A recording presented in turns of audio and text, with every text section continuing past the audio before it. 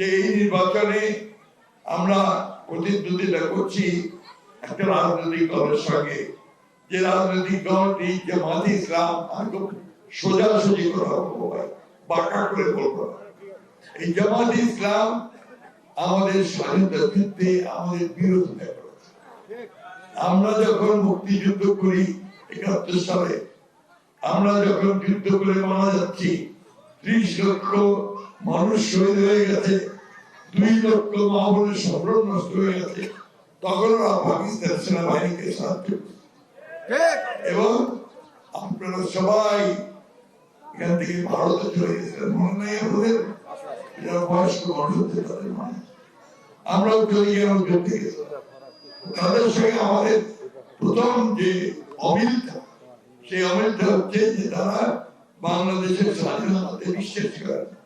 আর আমার তো শুরুই হচ্ছে বাংলাদেশের স্বাধীনতা দিয়ে। আমার দলের প্রতিষ্ঠাতা ছিলেন শহীদ প্রেসিডেন্ট জিয়াউর রহমান।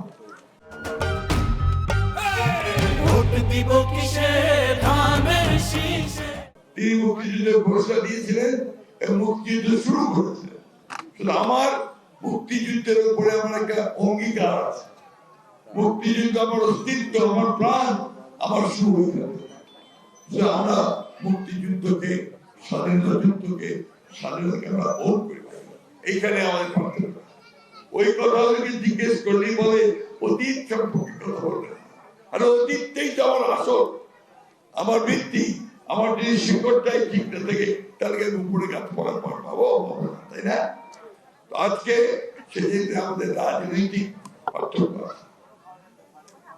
আজকে সেই কারণেই আপনাদের সামনে আবারও বলতে চাই যে আমরা যারা বাংলাদেশের স্বাধীনতা বিশ্বাস করি, আমরা যারা হিন্দু, মুসলমান, বৌদ্ধ, খ্রিস্টান একসাথে একযোগে যুদ্ধ করে দেশ স্বাধীন করেছি, বাংলাদেশকে আলাদা রাষ্ট্র হিসাবে পরিচিত করেছি, সেই মানুষরা আজকে এক হয়।